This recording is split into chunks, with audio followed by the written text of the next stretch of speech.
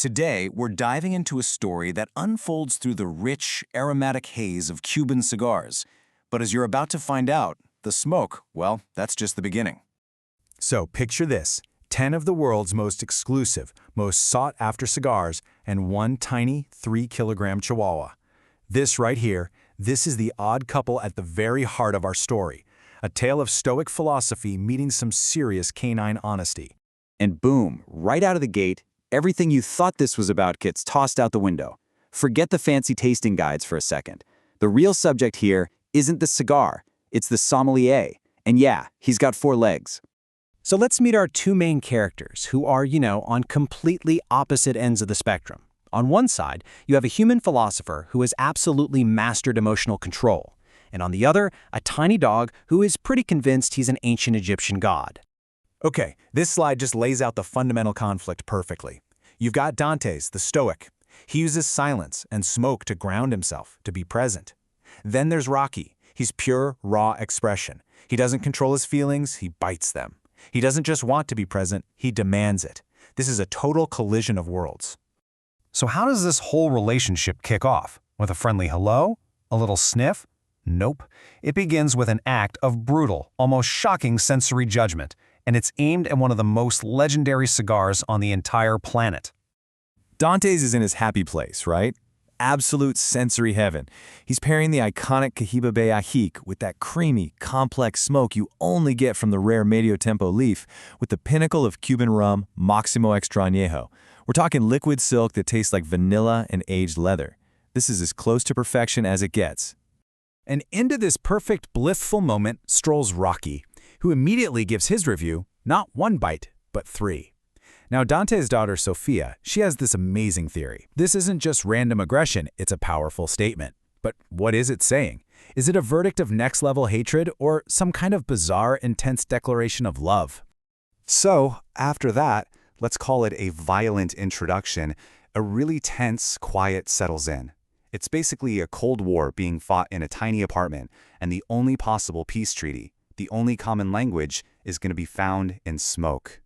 So Dantes tries to broker a peace deal. He lights up a Romeo y Julieta Amantes, a beautiful creamy cigar with notes of toasted almond, and pairs it with Habana Club Union, a rum literally designed to go with Habanos. And something incredible happens.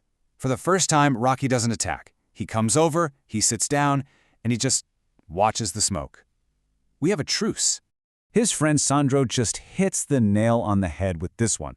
Rocky's judgment is completely pure. He's not swayed by feelings or trying to be nice. He is only swayed by quality.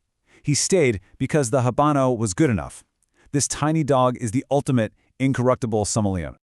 Okay, so the truce is holding. And now, Rocky starts his next phase. This isn't an attack, it's a slow-burn diplomatic conquest of the ultimate prize, the Stoic's personal space. I mean, just look at this timeline. It's not random at all. This is a totally calculated 15-day campaign. Day 6, he establishes a diplomatic distance, a non-aggression pact. Day 9, a quick, deliberate little brush of the snout, just testing the waters.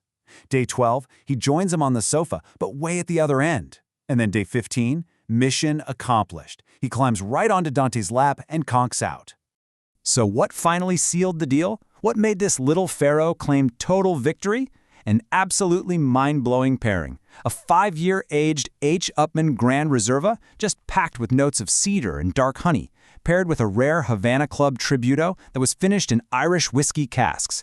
The sheer quality, the complexity of it all, that is what finally broke through and earned Rocky's complete and total trust.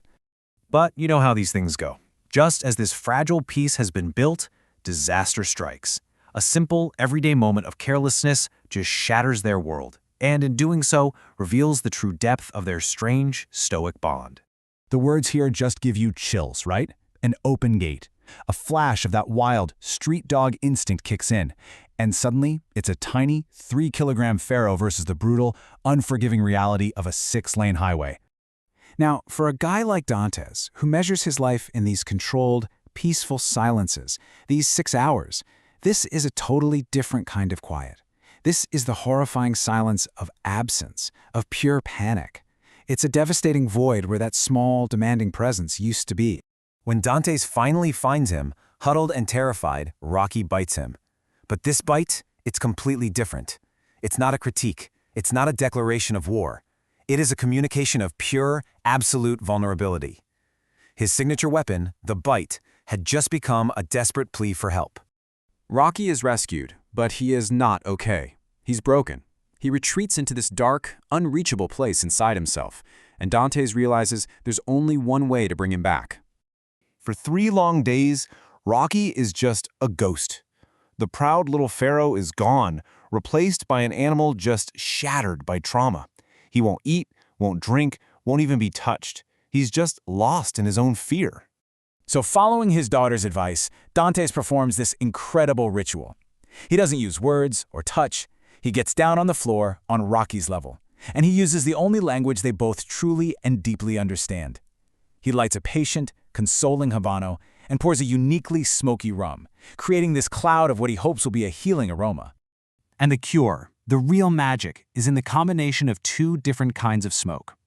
You have the solid, creamy, physical smoke from the Habano. But then you have the aromatic, peated smoke from the rum that was aged in Islay whiskey casks.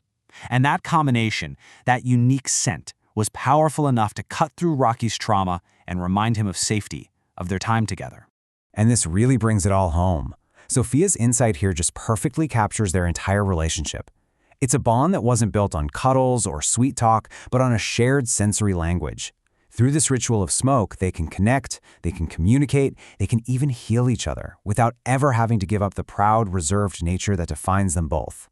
A philosopher and his pharaoh, speaking in plumes of smoke.